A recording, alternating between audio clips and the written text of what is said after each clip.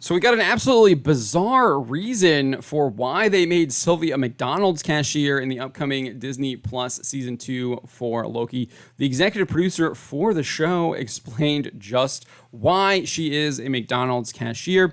And if you hadn't seen already, there was a promo that McDonald's put out where Loki basically sees Sylvie working as a McDonald's cashier, and there really isn't much to it. But let's listen to what Kevin Wright, the executive producer, had to say as to why she is a McDonald's cashier. Now, speaking with Fast Times, Kevin Wright said this character had been on a decades-long, maybe centuries-long revenge mission, and the classic trope of those stories is that it's all-consuming and she's not thinking about what comes next. Now she has this moment of opportunity. Where is she going to go? Martino answered she'd probably be pretty hungry.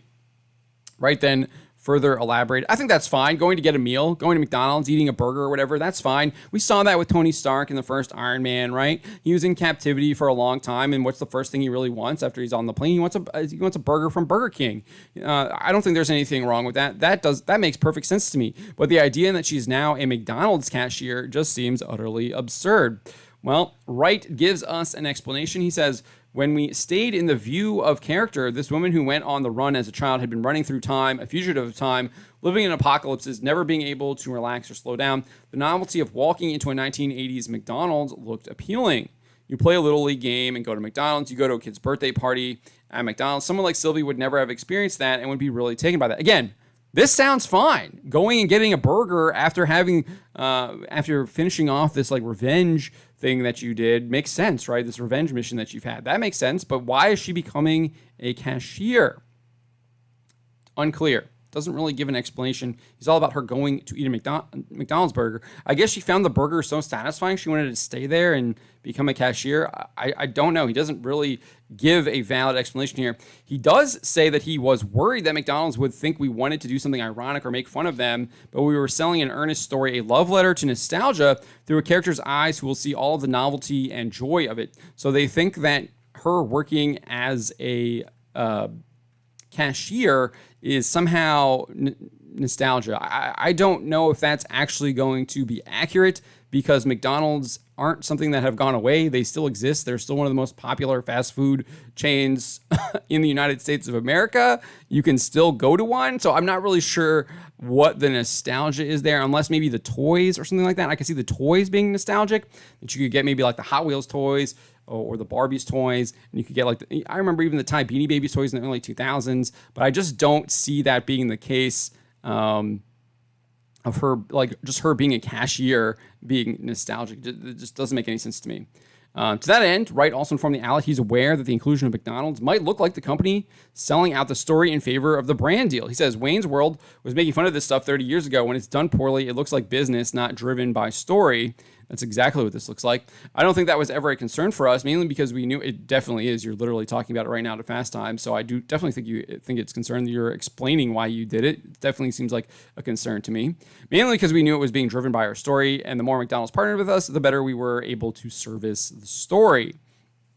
And again, I kind of pointed this out with Iron Man. He goes to get the Burger King. At the end of Avengers, the battle with Loki and the invasion of New York, you had all the Avengers eating shawarma after defeating him. Nothing wrong with that. I think eating a hard-earned meal after like a workout, I feel like that's kind of something that people do. You celebrate when you win a victory. Usually you have like, you might drink beer, champagne. Like there's usually a party afterwards, right? That makes sense after a big victory. And she would have seen killing him as a victory, although I don't think that they actually depicted it that way. If you watch the actual show, which I don't recommend because it's absolutely terrible, I did slog through it. You watch that at the end, she does kind of have this like emotional collapse after she kills him, and she just kind of falls down on the ground. She's not triumphant or victorious or anything like that. She seems kind of almost like empty and broken, like revenge actually didn't do anything for her. So who knows there, but you would think the place where they left her off was she just killed him after He Who Remains had informed her that if she did indeed kill him, the timeline would fracture and everything would be going crazy. So you would think that after she would kill him, maybe her curiosity might have been piqued and she would go and explore like, okay, did the timeline actually fracture? And then if it did fracture, you would have all of these other Kang variants out there. So you would think that, okay, well, my revenge mission isn't over yet. I still have to go kill all of these other guys until none of them exist anymore. So there could be that. You could have this part too, that she might also attempt to return to her original timeline and reunite with her family on Asgard, because that was taken away from her. She found that extremely that was traumatizing to her. So why wouldn't she try and maybe go and see what was going on there? She might also realize that killing him was a massive mistake and work to try and correct that mistake by taking over one of the various TVAs and becoming one of the major players in this predicted multiversal war that He Who Remains was talking about. There's a lot of other storylines that would have made much more sense, rather than her basically seeming, oh, I'm done with all of this that was happening to me, my entire mission, existence, everything. I'm just going to go become a McDonald's cashier. I just don't see that happening with this character. It doesn't make any sense whatsoever. If He Who Remains story was false, which we know it wasn't, we saw that, but Sylvie doesn't know that, right? When we left Sylvie, she doesn't know if it was false or not. But if it was indeed false, and she figured that out, it was false, I do think she would need to find a new purpose. But the idea that she would become a McDonald's cashier, again, ridiculous, because she was previously a princess of Asgard. She does remember that.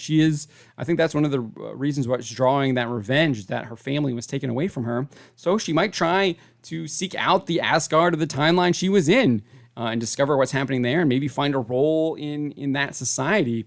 And explain to them like what was going on. It's also not hard to imagine that she could get wrapped up in some other adventure. We have all those various other Lokis that had survived the Alioth creature.